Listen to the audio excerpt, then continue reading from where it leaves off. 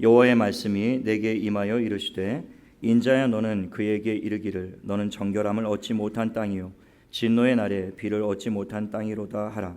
그 가운데에서 선지자들의 반역함이 우는 사자가 음식물을 움킴 같았도다. 그들이 사람의 영혼을 삼켰으며 재산과 보물을 탈취하며 과부를 그 가운데에 많게 하였으며 그 제사장들은 내 율법을 범하였으며 나의 성물을 더럽혔으며 거룩함과 속된 것을 구별하지 아니하였으며 부정함과 정한 것을 사람이 구별하게 하지 아니하였으며 그의 눈을 가리어 나의 안식일을 보지 아니하였으므로 내가 그들 가운데에서 더럽힘을 받았느니라.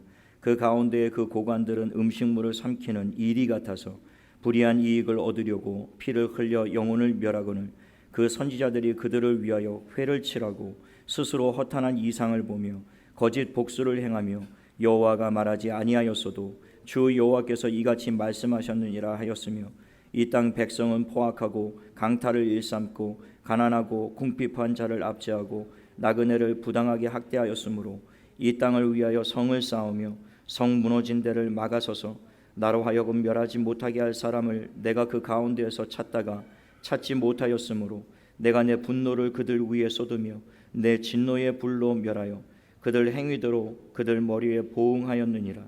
주 여호와의 말씀이니라. 아멘.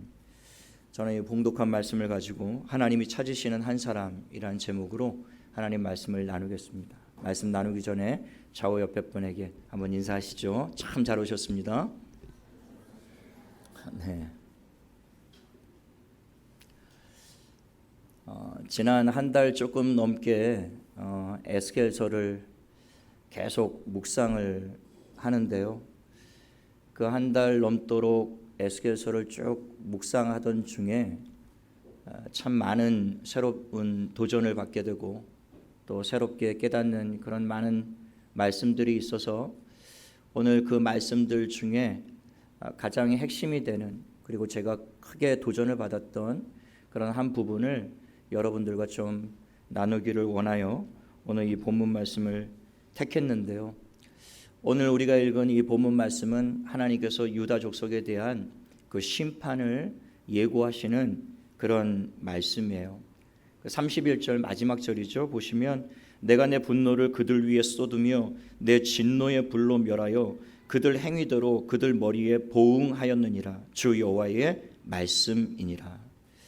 이 유다 족속에 대한 이 심판의 말씀이 1장서부터 지금 22장까지 제가 묵상을 했는데 그 22장까지 오는 동안에 얼마나 하나님께서 에스겔 선지자를 통해서 유다 족속들에게 반복하여 이 심판의 경고의 메시지를 계속 들려주셨는지 몰라요. 이 말씀을 듣는 유다 족속들이 부디 깨닫고 속히 회개하고 하나님께로 돌아오기를 하나님이 너무나 원하셨던 것이죠. 그래서 말씀하시고 또 말씀하시고 또 말씀하셨던 거예요. 그러나 결국에는 유다 족속들이 그 하나님의 경고의 말씀을 듣지 않으므로 결국에는 BC 586년에 바벨론 제국에 의해서 예루살렘이 초토화되고 유다 족속들이 완전히 패망을 하게 되는데요. 그 마지막 유다의 왕 시드기야는 자기가 보는 앞에서 두 아들이 목이 잘려 참수를 당하고 본인 스스로는 두 눈이 다 뽑혀서 바벨론의 포로로 끌려가는데 그 뒤를 따르는 유다 족속들은 전부 다 혀와 입술을 쇠꼬챙이로 전부 다 뚫어가지고 그것을 전부 다 사슬로 엮어가지고 1000몇백 킬로나 되는 그 먼 거리를 바벨론의 비참하게 포로로 끌려가는 그런 멸망을 당하게 되었다라고 하는 겁니다. 하나님이 수없이 북이스라엘 가운데는 300년 가까이 그리고 남유다 제국에는 430년 동안을 수많은 선지자들을 보내고 또 보내서 한 사람도 멸망에 이르지 않기를 원하시는 마음으로 애타게 그들을 향하여 회개를 촉구하셨지만 결국에는 북이스라엘도 남유다 제국도 그 하나님의 경고의 심판의 말씀을 듣지 않다가 결국에는 비참한 최후를 맞이하게 되었다라는 거예요. 유다 족속이 하나님의 심판을 피하지 못하고 멸망을 받게 되었던 이유를 제가 22장까지 쭉 묵상하다 보니까 세 가지를 제가 발견하게 되었어요. 오늘 그 말씀을 좀 나누려고요. 첫 번째, 유다 족속이 멸망하게 되었던 첫 번째 원인은 유다 족속들의 죄악 때문이었습니다. 오늘 25절에 선지자들의 반역함이 이렇게 나와 있는데요. 그 번역이 잘못됐어요. 거기에 선지자들은 원래 원문에는 왕들입니다. 그래서 왕들의 반역함이 우는 사자가 음식물을 움킴 같았도다 하시면서 유다의 이 왕들이 사람의 영혼을 삼켰으며 재산과 보물을 탈취하며 과부를 그 가운데 많게 했다라고 이 왕들의 죄를 지금 지적하고 있어요. 백성들을 보호하고 또 지켜야 될 왕들이 오히려 우는 사자처럼 그 백성들을 집어삼키고 있다라고 말씀을 하시는 거예요. 온갖 압제와 강포로 백성들의 재산과 보물을 탈취하면서 자신들의 배만을 불리고 있었던 게 이 당시의 왕들이었다라는 것이죠.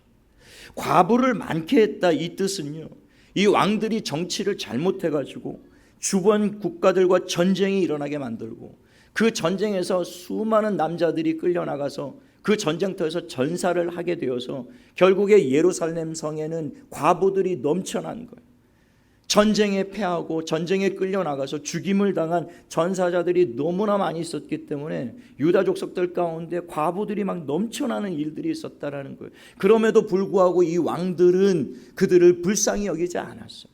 남편들은 전부 다 전쟁터에 내보내서 전부 다 죽임을 당하게 하고 과부가 되어서 삶이 핍절하게 되어 있는 백성들의 삶을 왕들은 돌아보지 않았습니다.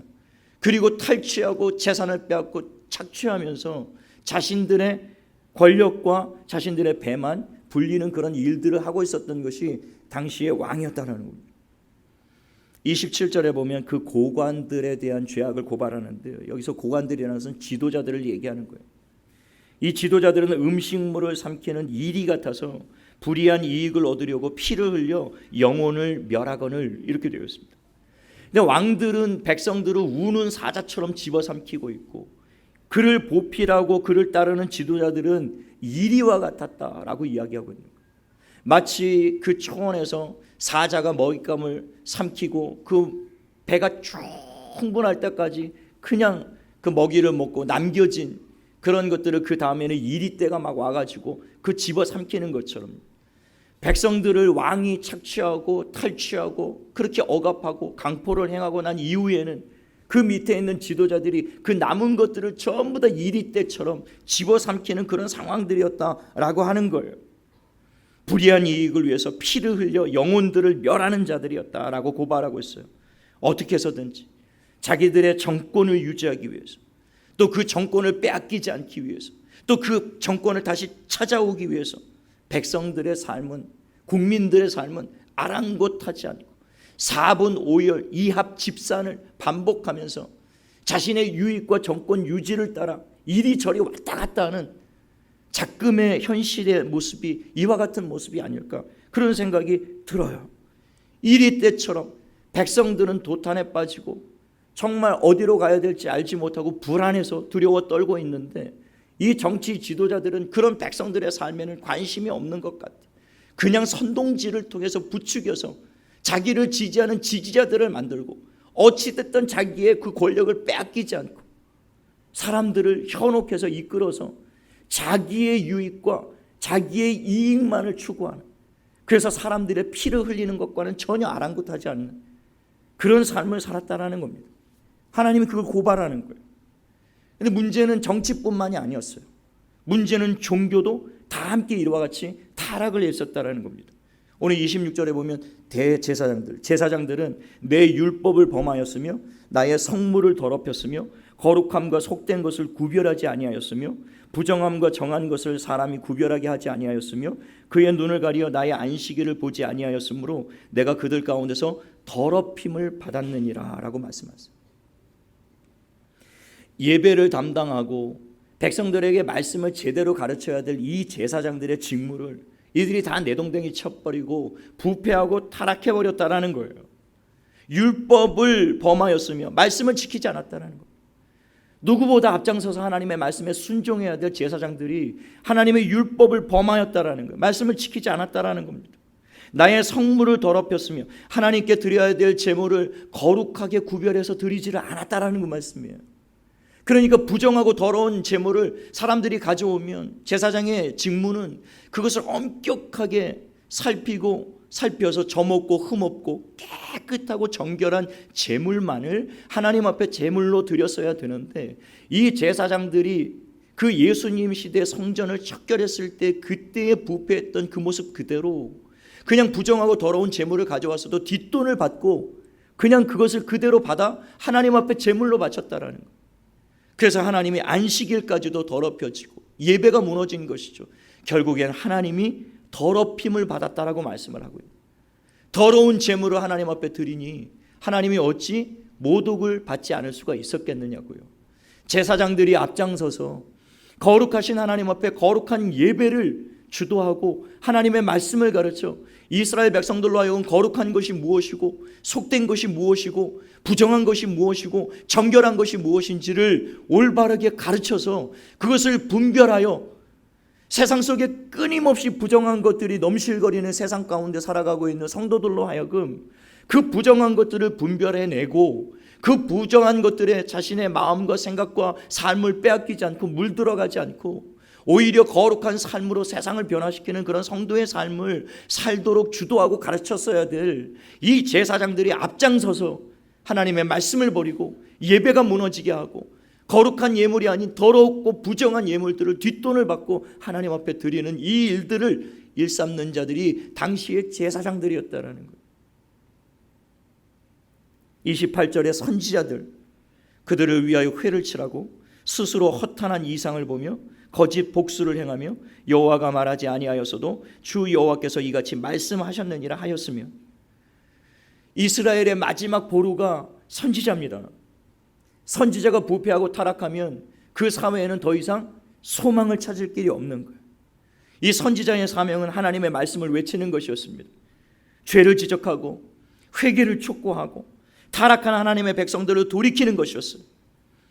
하나님의 말씀을 전하여 타락한 백성들이 경고를 받고 심판과 재앙의 말씀을 가감없이 외쳐서 백성들로 하여금 깨닫고 두려움을 느끼고 이제라도 돌이켜서 회개하고 하나님께로 돌아오도록 만드는 역할이, 그게 선지자의 역할이었다고요. 그러나 이 에스겔 당시의 유다의 선지자들은 왕과 고관들의 타락과 죄악들을 지적하지 않았습니다.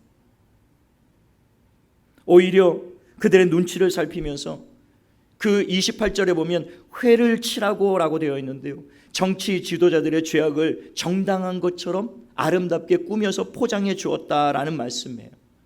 그리고 그들이 허탄한 이상을 보았다. 영어 성경에 보니까 false vision이라고 되어 있습니다.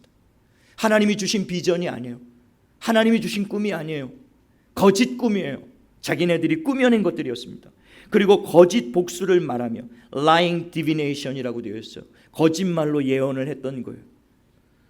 그러니까 하나님으로부터 받은 말씀이 아니었던 것이죠. 이들은 진짜 하나님이 보내신 참 선지자들이 아니었어요.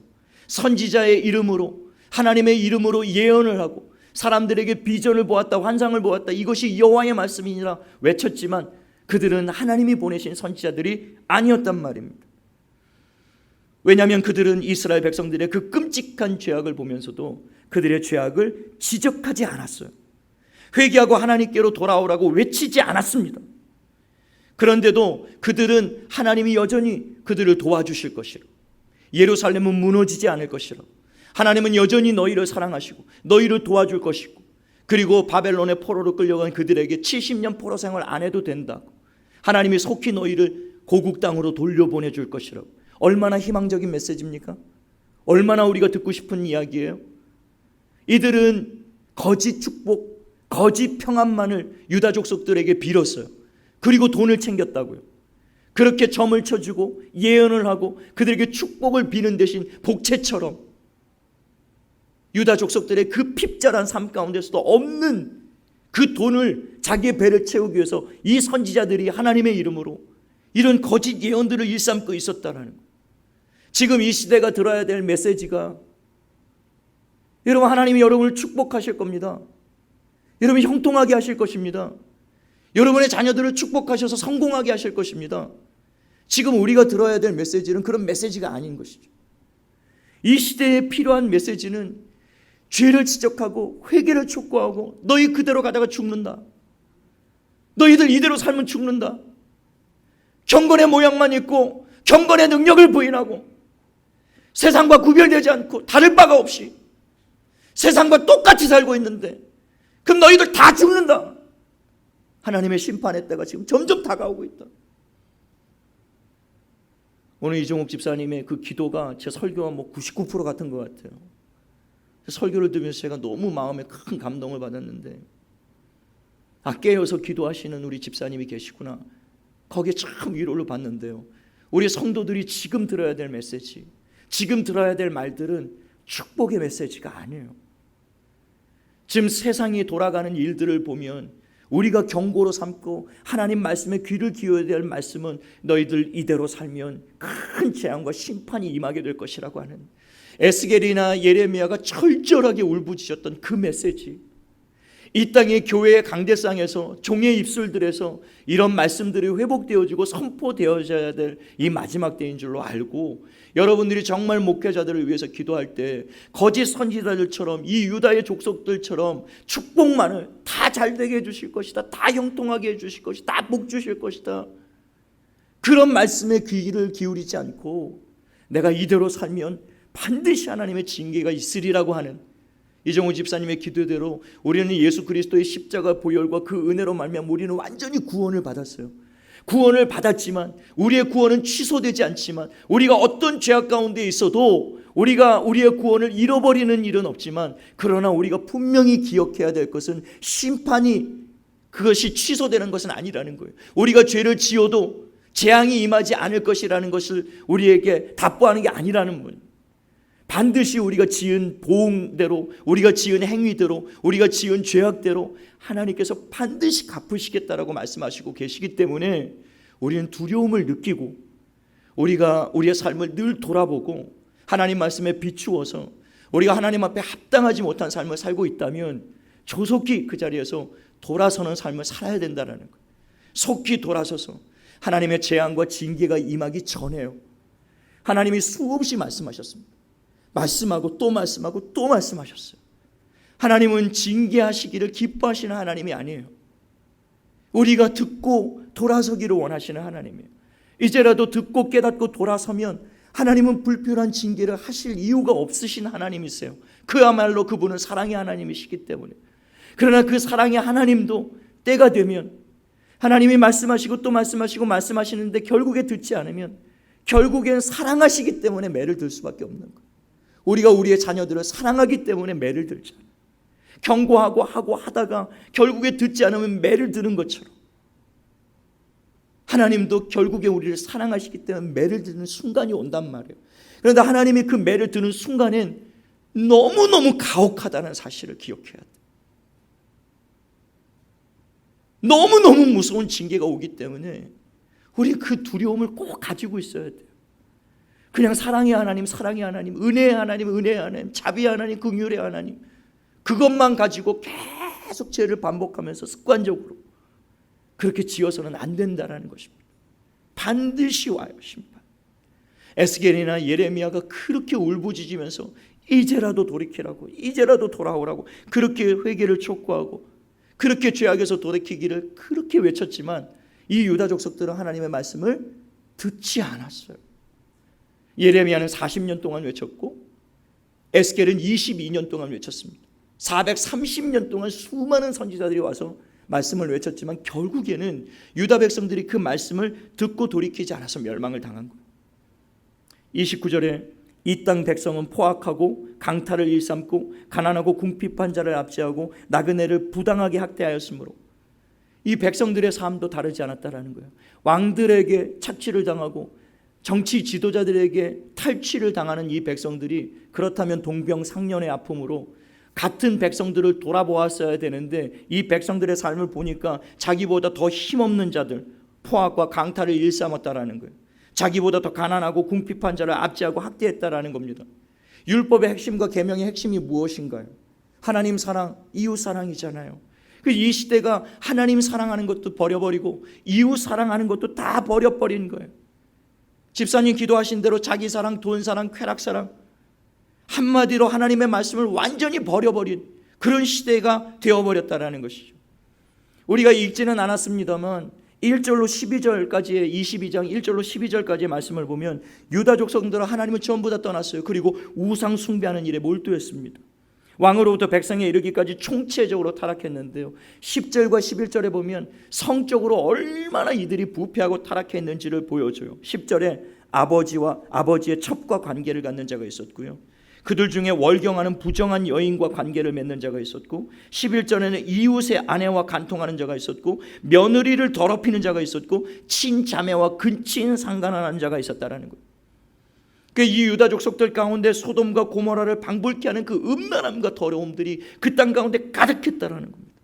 왕으로부터 백성에 이르기까지 총체적인 죄악에 빠져서요, 어느 한 곳도 썩지 않은 곳이 없고 어느 한 곳도 부패하지 않은 곳이 없을 정도로 정치, 경제, 교육, 문화, 도덕, 윤리성까지 정말 이들이 과연 거룩하게 구별된 하나님의 백성이 맞나 싶을 정도로 완전히 하나님을 떠나 타락의 일로를 걷고 있었던 것이죠. 그러니까 하나님이 어떻게 이런 유다 족속들을 심판하지 않을 수가 있었겠느냐고요. 어떻게 하나님이, 거룩하신 하나님이 그것을 용납하실 수가 있었겠느냐고요. 그럼에도 불구하고 그것을 용서하기 위해서 수많은 선지자를 보내서 회개하라, 죄를 떠나라, 이제라도 돌이켜라, 이제라도 거룩하게 구별된 하나님의 백성다운 삶을 살아라, 그렇게 끊임없이 말씀하셨던 거예요. 그들을 용서해 주고 싶어서, 그들을 구원해 주고 싶어서. 결국에 그들을 듣지 않다가 완전히 멸망을 당했던 것이죠.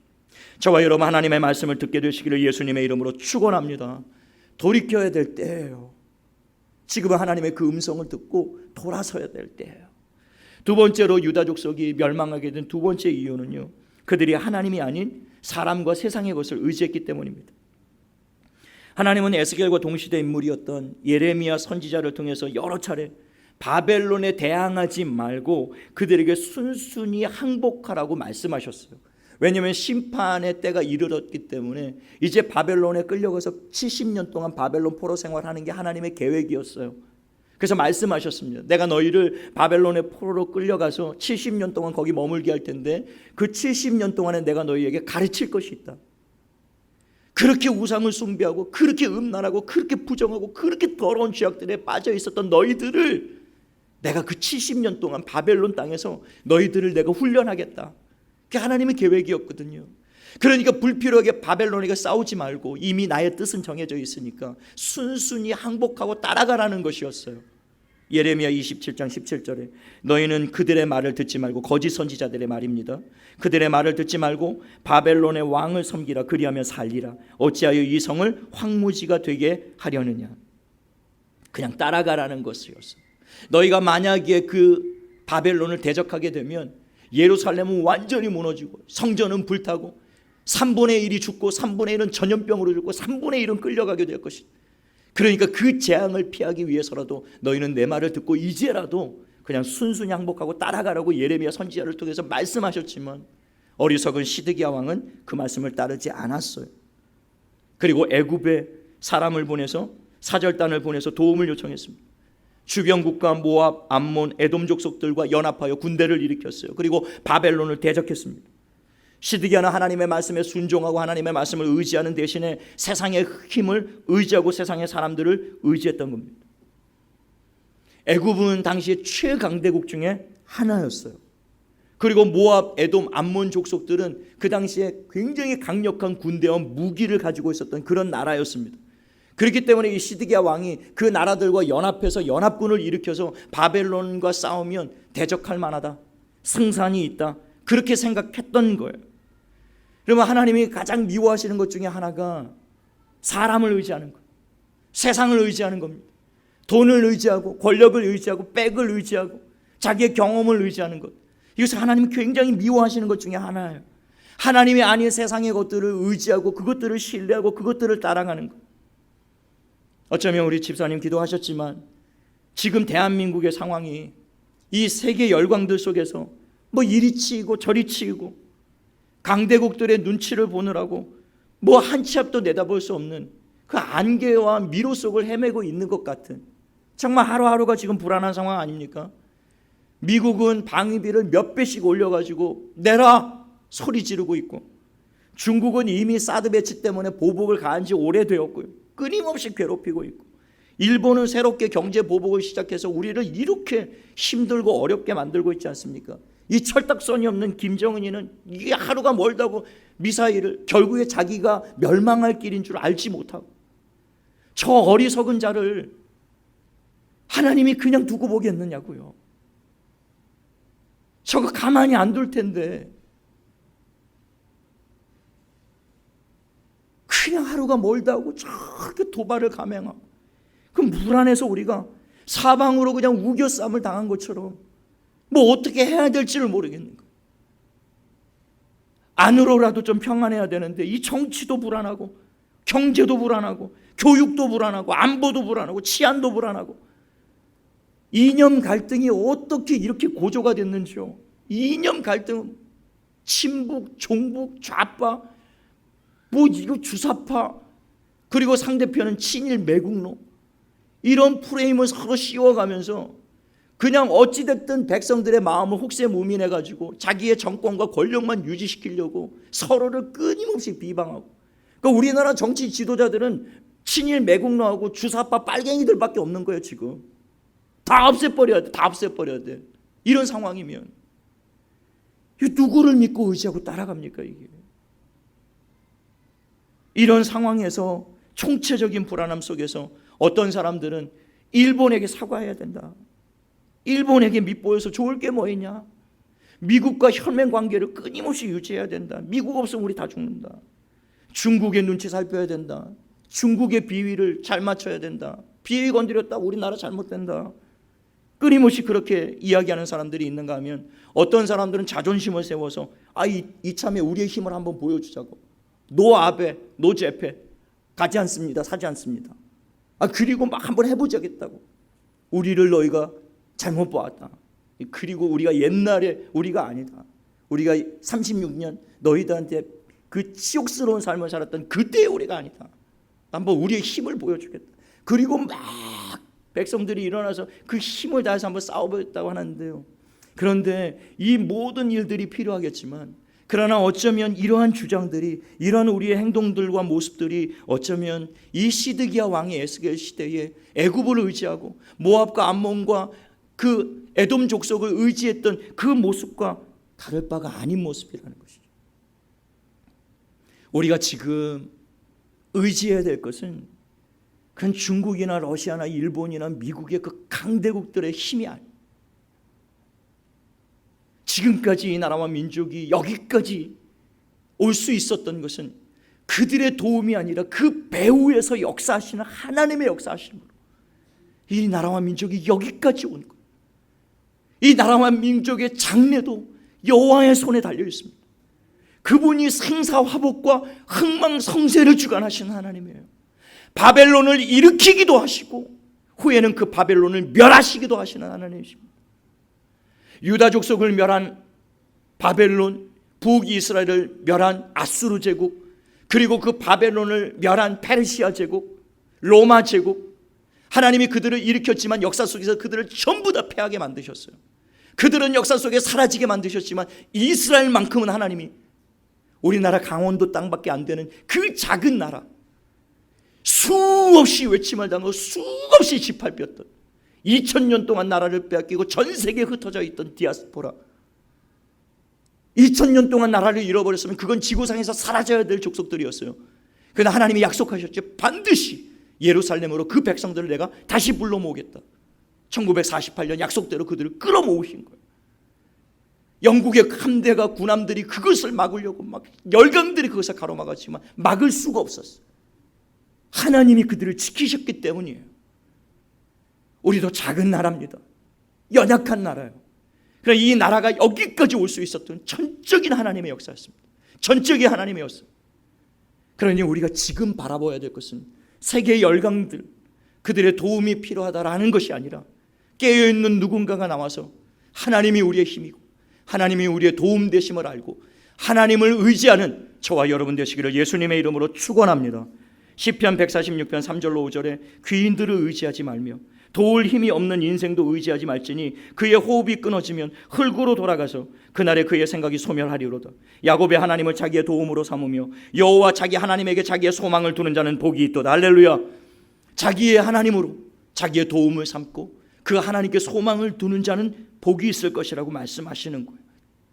그러나 결국 이 시드기야와 그 고관들은 하나님이 아닌 열방을 의지하다가 결국엔 멸망이 되었다라는 것이죠.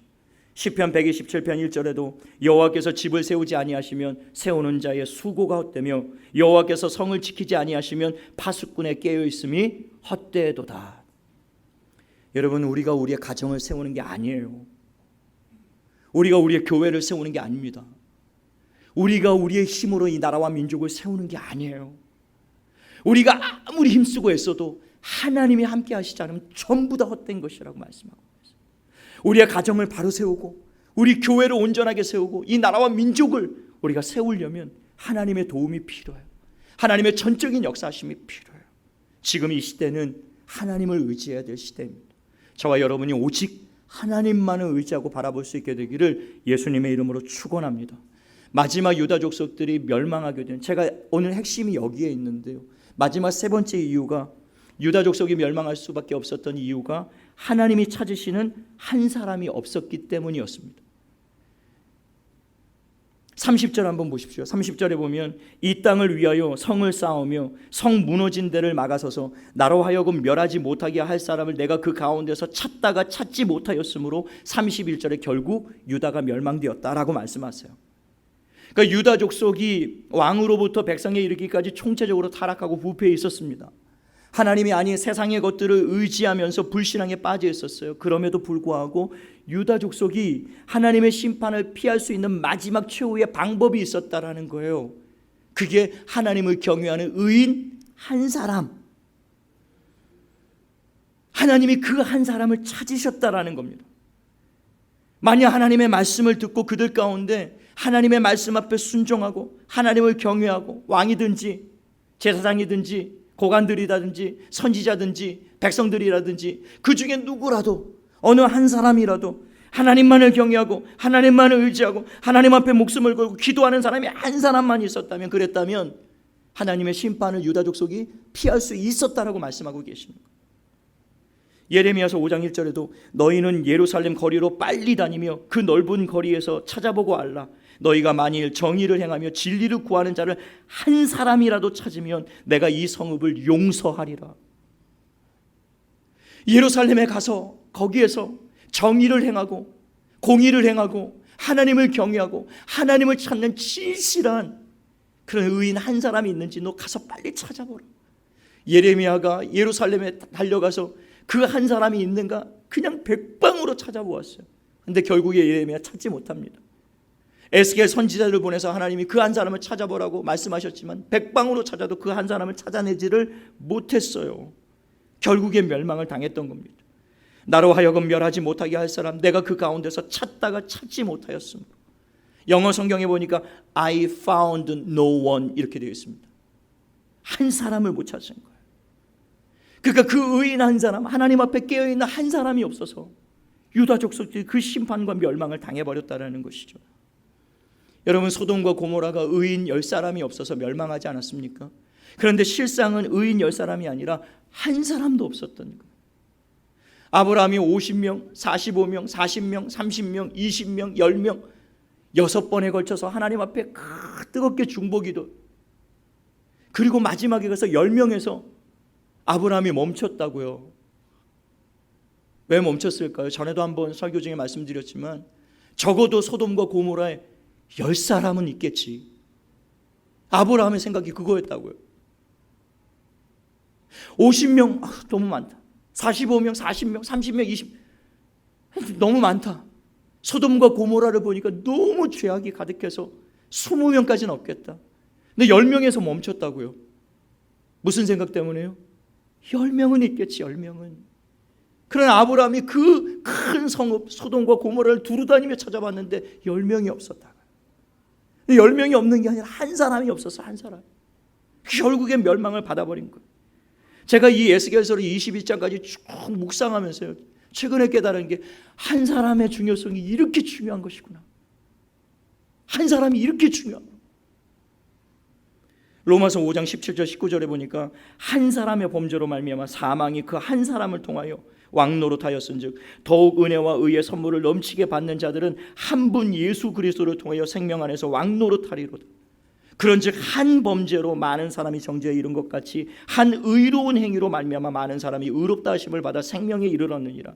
한 사람이 순종하지 아니함으로 많은 사람이 죄 있는 것 같이 한 사람이 순종하심으로 많은 사람들이 의인이 되리라. 한 사람이. 여러분, 저와 여러분이 이 말씀을 들으면서 꼭 마음에 이 한 가지만 꼭 새겨주셨으면 좋겠어요. 나 하나쯤이야가 아니라 나 하나만이라도. 이걸 꼭 새겨주셨으면 좋겠어요. 나 하나쯤이야. 예배 안 나간다고, 새벽기도 안 나간다고, 나 하나쯤이야 기도 안 한다고, 다른 사람 다 기도할걸? 그러나 그런 생각들이 우리 각자의 마음속에 다 있다 보면 다 기도하고 있는 줄 알았는데 다 안 하고 있었던,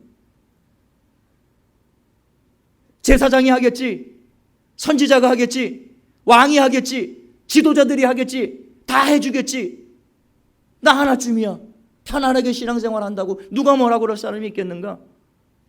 그런데 그 생각이 나중에 보니까 이 유다 족속들 가운데 이 비참한 상황이 떨어진 거야. 아무도 없었다는, 다 서로 다 하고 있는 줄 알았는데 다 안 하고 있었던 거야. 저와 여러분이 가져야 될 것은 나 하나쯤 아니에요. 큰일 납니다. 나만이라도요. 나만이라도. 왜 나만 새벽 기도에 나와야 되나? 나 아무도 안 나오는데 왜 나만 굳이 그렇게 해야 되나? 나만 왜 이렇게 금식하고 나만 왜 이렇게 기도해야 되나? 그게 아니에요. 그 나만이 무너지면 다 무너지기 때문에 가정이 무너지고 교회가 무너지고 나라 민족이 무너지고, 그것은 한 사람으로부터 시작되는 것이 결코 민족적으로 한꺼번에 일어나는 일이 아니라 한 사람이 타락하고 무너지기 시작하면 결국 다 무너져 버리는 거예요.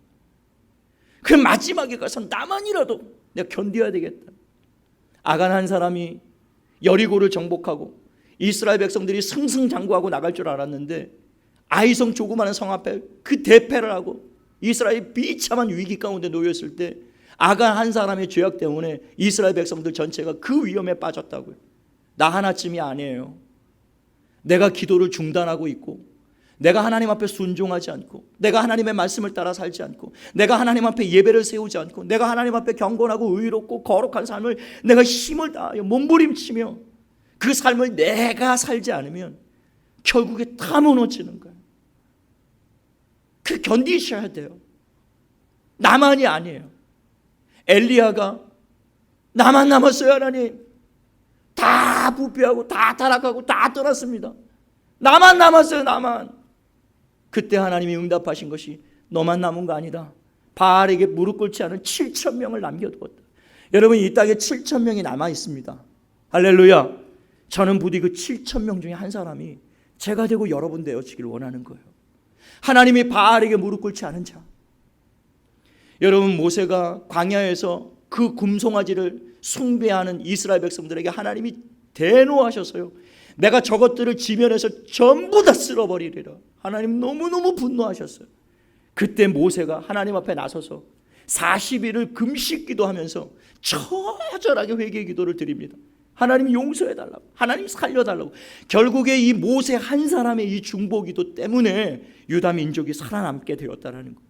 출애굽기 32장 31절 32절에 모세가 하나님 앞에 드렸던 기도를 이렇게 기록합니다. 모세가 여호와께로 다시 나아가 여짜오되 슬프도소이다. 이 백성이 자기들을 위하여 금신을 만들어 싸우니 큰 죄를 범하였나이다. 그러나 이제 그들의 죄를 사하여 주시옵소서. 그렇지 아니하시오면 원하건대 주께서 기록하신 책에서 내 이름을 지워버려 주시옵소서. 차라리 이 백성들을 멸하시려거든 하나님, 저도 같이 멸해주세요. 저도. 만약에 저를 불쌍히 여기시거든 제 기도를 받아주시고 제발 이 민족 한 번만 용서해달라고. 여러분, 그 한 사람의 기도가 이스라엘을 살린 거예요. 1980년 가나안 농군학교 설립자였던 김용기 장로님이 계시는데요. 참 한국의 영성을 일깨우는데 참 중요한 역할을 하셨던 장로님이셨습니다. 이 김용기 장로님이요, 학교 한쪽에 그 기도실을 만들어 놓고 그 기도실에서 새벽마다 하루에 4시간씩 나라와 민족을 위해서 기도하셨는데요. 지금 돌아가시고 안 계시지만요, 그 평생에 나라와 민족을 위해서 하루에 4시간 이상씩 깨어서 기도하시면서 그 기도를 마치고 기도굴에서 나올 때마다 이렇게 외치셨대요. 조국이여 안심하라, 내가 기도하고 있다. 조국이여 안심하라, 내가 기도하고 있다. 그리고 지금도 그분의 기도실 앞에는 그분이 친필로 써놓은 조국이여 안심하라는 문구가 지금도 걸려 있다라고 합니다. 여러분이 물을게요. 이 조국 안심해도 되겠습니까?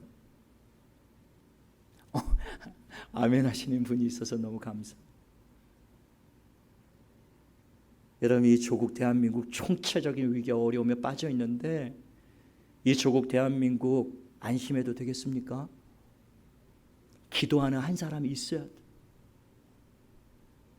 나만이라도 하나님, 내가 깨어서 주님 앞에 이 나라와 민족의 죄악, 이 우상 숭배를 아직도 버리지 못하고 술 취하고 방탕하고 음란하고 자살률 1위, 이혼율 1위, 점점 가정이 다 깨지고 권위가 다 무너지고 온통 구석구석이 변질되고 부패되고 썩어져 있는 이 나라 속에 돈이면 다 되는 줄 알고, 권력이면 다 되는 줄 알고, 쾌락이면 끝인 줄 알고, 쾌락에 취해 있고 돈에 빠져 있고 그냥 이기적인 욕망에 탐심의 탐욕의 우상숭배에 꽉 들어차서 하나님의 말씀도 이웃을 향한 우리의 사명도 다 잃어버린 채 살아가고 있는 이 땅 가운데 나 하나만이라도 하나님, 꼭 이 김용기 장로님과 같은, 이 모세와 같은 40일 금식이라면 생명 걸고 한 거잖아요. 하루에 4시간씩 새벽을 깨워서 기도했다면 그 정말 목숨 걸고 한 거잖아요. 그런 그분들의 기도로 이 나라와 민족이 설 수 있었고 이스라엘 백성들이 살 수 있었던 거예요. 이제는 저와 여러분의 차례 아니겠습니까? 그걸 누구에게 맡기겠느냐고요. 목사님이 알아서 하세요가 아니에요. 저도 저만이라도 할게요. 여러분도 그 사명을 가지고 나만이라도 하겠다라는 사명을 가지고 여러분 깨어날 수 있게 되길 바랍니다. 여러분, 하나님은 지금도 그 한 사람 찾고 계세요. 민족의 죄를 자기의 죄처럼 끌어안고 기도하는 한 사람, 오직 하나님만 경외하고 하나님만을 의지하는 그 한 사람, 무엇보다 하나님 앞에서 의롭고 정직하고 거룩하고 신실한 삶을 살기 위해서 요셉처럼 몸부림치는 그 한 사람, 하나님은 그 한 사람을 통해서 나라와 민족과 교회와 가정을 살리실 것입니다. 저와 여러분이 그 한 사람 될 수 있기를 이 시간 결단하시고 제가 그 한 사람 되길 원합니다. 그러한 기도로 하나님 앞에 나가는 저와 여러분 되셔서 우리 한생명교회를 통해서 저와 여러분을 통해서 이 나라와 민족과 교회와 그리고 저와 여러분의 가정이 하나님 앞에 견고하게 서는 그런 은혜의 삶이 되시기를 예수님의 이름으로 축원합니다.